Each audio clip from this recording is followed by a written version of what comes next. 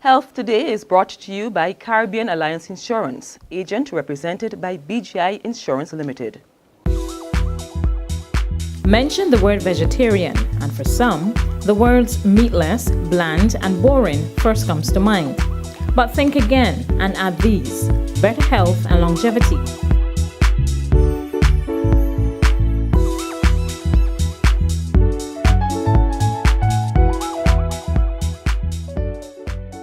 Broadly speaking, a vegetarian does not eat meat, opting instead for a diet of grains, pulses, nuts and seeds, vegetables and fruits.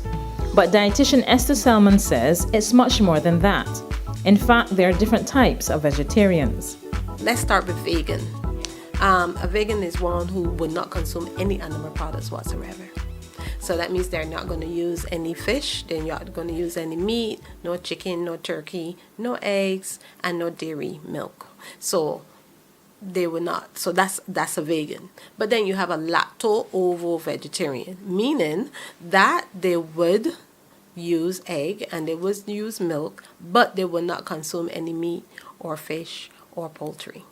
And then you have the lacto-vegetarian, which obviously lacto meaning they would consume dairy, but they still will not use the other meats that I mentioned just now. And then you have ovo-vegetarian, who only would consume eggs. And then you have there's also the semi-vegetarian. And semi-vegetarian is a person who would use fish. Some people say peso or Pisces vegetarian.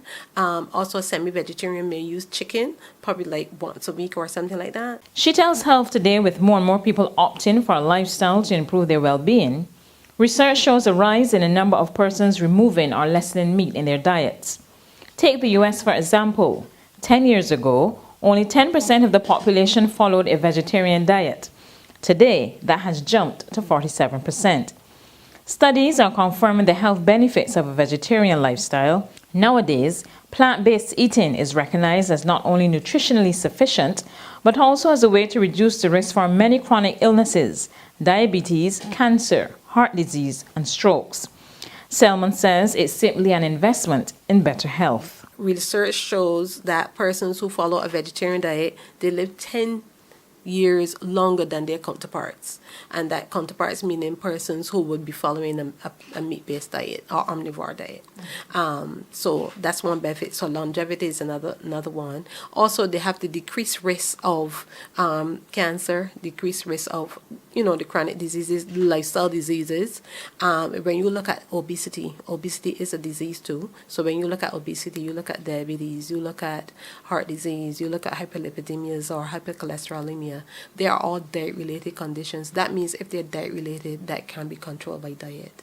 So that's another thing. So lowering your risk of chronic diseases, that's another benefit. And then just overall better health, to being able to be around to play with your children or your grandchildren. But the dietitian quickly points out that if you decide to become a vegetarian, you should first see your medical doctor, a dietitian, or a nutritionist. She says it's not an overnight move, but one that must be planned, because unless you follow recommended guidelines on nutrition, fat consumption, and weight control, you'll simply become an unhealthy vegetarian. You can become deficient because you're not getting the nutrients that you need for growth. Like protein is necessary for growth. You need to get calcium for strong bones and teeth. Now, do you only get calcium from dairy? No. You can get calcium from other foods. You get calcium from your dark green leafy vegetables. But you still have to make sure that when you are planning a meal, and I can't stress it enough, that's why you sit with a dietitian or nutritionist to help them plan your meal, because the dietitian and nutritionist know how to help you to incorporate those foods in your diet. A lot of times, because we have internet, everybody go and they Google on internet. But you Google on internet and you read it and stuff, but still you're more confused than you probably went. So it's best to have someone there to guide you through that process, so that you will still be meeting your need of being a vegetarian, but also meeting your nutritional needs, which is ultimately important. For optimal health, the dietitian recommends eating a wide variety of fruits, vegetables, and whole grains. It's also vital to replace saturated and trans fat with good fats, such as those found in nuts. And always keep in mind that if you eat too many calories, even from nutritious, low-fat, plant-based foods, you'll gain weight. So it's also important to practice portion control, read food labels, and engage in regular physical activity. Salmon dismisses the idea that vegetarian meals are boring. She insists with some creativity, they can be colorful, tasty, and nutritious. I always say we were born with taste buds. God gave us taste buds, so we have to use them.